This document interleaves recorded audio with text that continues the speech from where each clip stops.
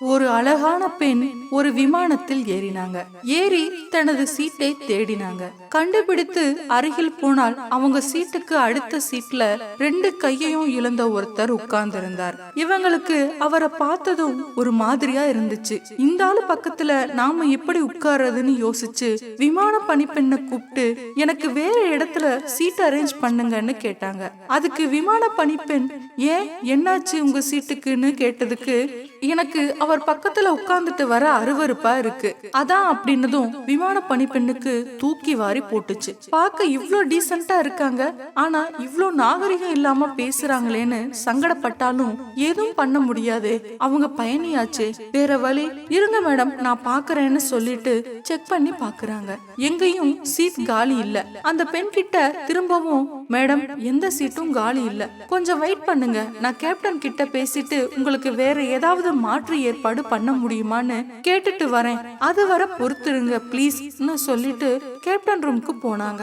கொஞ்ச நேரத்துல திரும்பி வந்து மேடம் நீங்க எடுத்திருக்கிற டிக்கெட் எக்கானமி கிளாஸ், ஆனா எக்கானமி கிளாஸ்ல உங்களுக்கு ஒதுக்குறதுக்கு வேற சீட் இல்ல. முதல் வகுப்பு பிரிவில் மட்டும்தான் ஒரு சீட் காலியா இருக்கு. ஆனாலும் நீங்க எங்களோட மதிப்பு வாய்ந்த பிரயாணி, உங்களோட கோரிக்கையையும் பரிசீலிக்காம இருக்க முடியாதே. அதனால எங்கள் பயண வரலாற்றிலேயே முதல் முறையாக ஒரு எக்கானமி கிளாஸ் பயணி ஒருத்தருக்கு முதல் வகுப்பு சீட்டை ஒதுக்க போறோம், கொஞ்சம் பொறுங்க அப்படின்னு சொன்னதும் அந்த பெண்மணிக்கு சந்தோஷம் தாங்கல. விமான பணிப்பெண்ணின் பதிலுக்கு கூட காத்திருக்காம முதல் வகுப்புக்கு போக தயாரானாங்க. ஆனா அங்க நடந்ததே வேற. விமான பணிப்பெண் நேரா அந்த 2 கைகளையும் இழந்தவர்கிட்ட போய் சார் தயவு செஞ்சு மன்னிச்சிடுங்க, உங்க லக்கேஜ் எல்லாம் நான் எடுத்துட்டு வரேன், நீங்க முதல் வகுப்புக்கு வாங்க சார், உங்க பக்கத்துல இவங்கள போல ஒருத்தரை உட்கார வைக்க எங்களுக்கு மனம் இல்ல அப்படின்னு பணிவா சொன்னதும் விமானத்தில் இருந்த எல்லாரும் கைகளை தட்டி ஆரவாரம் செய்து அந்த முடிவை மகிழ்ச்சியோடு வரவேற்றாங்க. அந்த அழகான பெண்ணுக்கு ரொம்ப அவமானமா போச்சு. சங்கடத்தோட நெளிஞ்சுகிட்டே நின்னாங்க. அப்போ அந்த கைகளை இழந்த நபர் எழுந்து நான் ஒரு ரிட்டையர்டு மிலிட்டரி மேன், கார்கில் போரில் என்னோட 2 கைகளையும் இழந்துட்டேன். முதல் முறையா இந்த பெண் சொன்னதை கேட்டதும் இவங்கள மாதிரி ஆட்களுக்காகவா நாம அவ்வளோ கஷ்டப்பட்டு போரில் ஈடுபட்டோம்னு ரொம்ப வருத்தமா இருந்துச்சு. ஆனா இப்போ நீங்க எல்லாரும் கைத்தட்டி ஆரவாரம் செய்யறத கேட்டதும் மனசுக்கு ரொம்ப மகிழ்ச்சியா இருக்குது. உங்களை போன்ற இவ்ளோ நல்ல குடிமக்களுக்காக நான் கைகளை இழந்ததற்காக சந்தோஷப்படுறேன் அப்படின்னு சொல்லிக்கிட்டே முதல் வகுப்பை நோக்கி மெதுவா நடக்க ஆரம்பிச்சார். அந்த பெண்மணியோ அவமானத்தின் உச்சத்தில் இருந்தாங்க. யாரையும் பார்க்கும் தைரியமின்றி தலையை குனிஞ்சு உட்கார்ந்துகிட்டாங்க. அழகு என்பது நம்ம பார்க்கிற வெளித்தோற்றத்தில் இல்ல, மனதில் உள்ளது. படகு ஒன்றுக்கு பெயிண்ட் அடிப்பதற்கான பொறுப்பு ஒருவரிடம் ஒப்படைக்கப்பட்டது.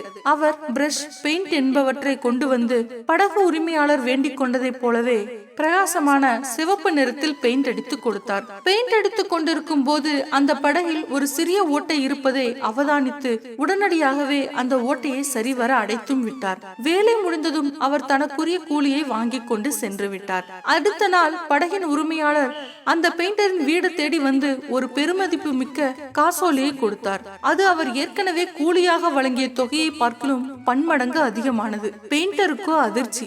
நீங்கள் தான் ஏற்கனவே பேசிய கூலியை தந்து விட்டீர்களே, எதற்காக மீண்டும் இவ்வளவு பணம் தருகிறீர்கள் என்று கேட்டார் பெயிண்டர். இல்லை, இது பெயிண்ட் அடித்ததற்கான கூலி அல்ல, படகில் இருந்த ஓட்டையை அடைத்ததற்கான பரிசு என்றார் படகின் உரிமையாளர். இல்ல சார், அது ஒரு சிறிய வேலை, அதற்காக இவ்வளவு பெரிய தொகை பணத்தை தருவதெல்லாம் நியாயமாகாது, தயவு செய்து காசோலையை கொண்டு செல்லுங்கள் என்றார் பெயிண்டர். நண்பரே, உங்களுக்கு விஷயம் புரியவில்லை, நடந்த விஷயத்தை சொல்கிறேன் கேளுங்கள் என்று சொல்லிவிட்டு படகு உரிமையாளர் தொடர்ந்தார். நான் உங்களை படகுக்கு பெயிண்ட் அடிக்க சொல்லும் போது அதில் இருந்த ஓட்டை பற்றி சொல்ல மறந்து விட்டேன். பெயிண்ட் அடித்துவிட்டு நீங்களும் போய்விட்டீர்கள்.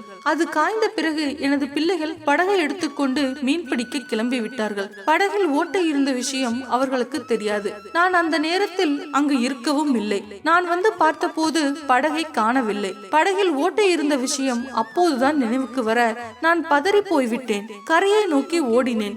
ஆனால் எனது பிள்ளைகளோ மீன் பிடித்துவிட்டு மகிழ்ச்சியாக திரும்பி வந்து கொண்டிருந்தார்கள். அந்த கணம் எனக்கு ஏற்பட்ட மகிழ்ச்சிக்கும் நிம்மதிக்கும் அளவே இல்லை. உடனே படகில் ஏறி ஓட்டையை பார்த்தேன். பார்த்தேன். அது நேர்த்தியாக அடைக்கப்பட்டிருந்தது.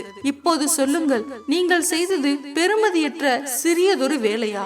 நீங்கள் என்னுடைய பிள்ளைகளின் விலை மதிக்க முடியாத உயிர்களை அல்லவா காப்பாற்றி இருக்கிறீர்கள். உங்களது இந்த சிறிய நற்செயலுக்காக நான் எவ்வளவுதான் பணம் தந்தாலும் ஈடாகாது என்றார். நண்பர்களே, இதிலிருந்து என்ன புரிகிறது?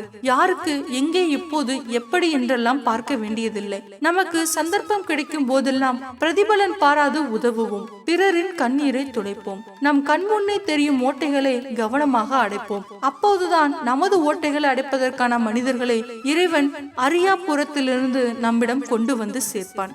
சொர்க்கத்துக்கு வருவோரின் கூட்டம் நாளுக்கு நாள் அதிகமாகிக் கொண்டே போனது. கடவுள் உடனே ஒரு தேவதையை அழைத்து, நீ என்ன பண்ணுவியோ தெரியாது, ஆனா இனிமே சொர்க்கத்துக்கு வரவங்க கூட்டம் பாதியாகணும் என்று சொல்லிவிட்டு போய்விட்டார். தேவதையும் உட்கார்ந்து யோசித்தது. அதற்கு ஒரு அருமையான யோசனை வந்தது. அதாவது, சொர்க்கத்துக்குள் நுழைய நினைப்போரிடம் அவர்கள் எப்படி இறந்து போனார்கள் என்று கேட்க வேண்டும். யாருடைய இறந்த விதம் வித்தியாசமாக இருக்கின்றதோ அவர்களை மட்டும் சொர்க்கத்திற்குள் அனுமதிக்க வேண்டும். தேவதைக்கு இந்த யோசனை மிகவும் பிடித்து போக உடனேயே அதை செயல்படுத்த முடிவெடுத்தது. அப்போது இறந்து போன ஒருத்தன் உள்ளே நுழையும் போது அவனிடம் சொர்க்கத்தின் புதிய விதியை தேவதை கூற, அவனும் அவன் இறந்த கதையை கூற ஆரம்பித்தான். எனக்கு கல்யாணமாகி 5 வருஷம் ஆகுது. குழந்தைங்க இல்ல. என் பொண்டாட்டி எனக்கு துரோகம் பண்றான்னு எனக்கு ஒரு நாள் தோணுச்சு. நான் ஒரு அபார்ட்மெண்ட்ல குடியிருக்கேன். என்னோட வீடு 5வது மாடியில இருக்கு. ஒரு நாள் வேலைக்கு போறதா போய் சொல்லிட்டு பாதியில வீட்டுக்கு வந்துட்டேன். என் பொண்டாட்டி என்ன எதிர்பார்க்கல. என்னைய பார்த்ததும் ஏதாச்சும் மறந்து விட்டுட்டு போயிட்டீங்களான்னு கேட்டா. நான் அவளுக்கு பதில் சொல்லாம வீடு பூரா தேடி பார்த்தேன். ஆனா ஒருத்தனையும் காணோம். கடைசியா பால்கனி போய் பார்த்தேன். நான் தேடி வந்த பண்ணாட அங்க பால்கனி புடிச்சு தொங்கிக்கிட்டு இருந்தான். எனக்கு ரொம்ப கோபம் வந்துச்சு. அவன் விரல்ல ஓங்கி ஓங்கி மிதிச்சேன். வலி தாங்காம அவன் பிடிய விட்டுட்டு கீழே விழுந்துட்டான். நான் கீழே எட்டி பார்த்தேன். அந்த நாய் சாவாம ஒரு புதர் மேல விழுந்து கிடந்தான். நான் உடனே கிச்சனுக்குள்ள போய் ஃப்ரிட்ஜை இழுத்துட்டு வந்து பால்கனி மேல கஷ்டப்பட்டு தூக்கி வச்சு அந்த ஃப்ரிட்ஜை கீழே விழுந்து கிடந்த அவன் மேல போட்டு அவனை நசுக்கி கொன்னுட்டேன். இதெல்லாம் செஞ்ச பின்னாடி எனக்கு சந்தோஷத்துல நெஞ்சு வலி வந்து அங்கேயே விழுந்து செத்துட்டேன். அவன் கதை கூறி முடித்ததும் தேவதை புன்சிரிப்புடன், நீ உள்ளே போகலாம் என்றது. அவன் போன சற்று நேரம் கழித்து இன்னொருவன் வந்தான்.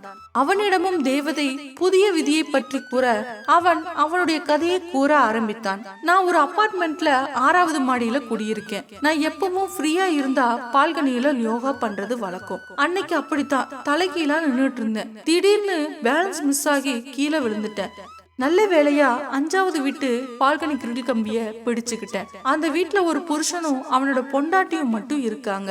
திடீர்னு வெளியே வந்த அந்த அம்மாவோட புருஷன் பால்கனியில தொங்கிட்டு இருந்த என் கைய மிதிக்க ஆரம்பிச்சான். நான் வலி தாங்காம கீழே விழுந்துட்டேன். நல்ல வேளையா நான் விழுந்த இடத்துல ஒரு புதர் இருந்ததால நான் சாகல. ஆனா என்னோட முதுகு உடைஞ்சு போச்சு. அந்த அம்மாவோட புருஷனுக்கு என் மேல அப்படி என்னதான் கோபம்னு எனக்கு தெரியல. கொஞ்ச நேரத்துல மேல இருந்து ஒரு ஃப்ரிட்ஜை என் மேல தள்ளி விட்டு என்ன கொன்னுட்டான். அவன் பேசி முடித்ததும் தேவதைக்கு சிரிப்பு பொத்து கொண்டு வந்தது. கஷ்டப்பட்டு அடக்கி கொண்டு அவனை உள்ளே போக அனுமதி அளித்தது.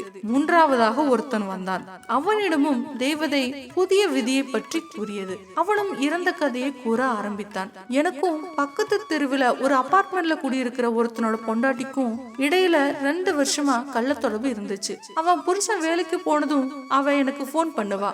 உடனே நானும் அவ வீட்டுக்கு போயிடுவேன். அன்னைக்கும் அப்படித்தான் அவ எனக்கு போன் பண்ணுனா. நானும் உடனே கிளம்பி அவ வீட்டுக்கு போனேன். ஆனா கொஞ்ச நேரத்துல அவ புருஷன் வந்து கதவை தட்ட ஆரம்பிச்சான். அவ உடனே என்ன ஃப்ரிட்ஜுக்குள்ள வச்சு பூட்டிட்டு கதவை திறக்க போனா. நான் ஃப்ரிட்ஜுக்குள்ள பயந்து போய் உட்கார்ந்து இருந்தேன். அப்புறம் என்ன இருக்குன்னு உங்களுக்கே தெரியும் ஃப்ரெண்ட்ஸ். இந்த வீடியோ உங்களுக்கு பிடிச்சிருக்குன்னு நினைக்கிறேன். மறக்காம லைக் பண்ணுங்க, கமெண்ட் பண்ணுங்க, ஷேர் பண்ணுங்க, சேனலை சப்ஸ்கிரைப் பண்ணுங்க. நன்றி.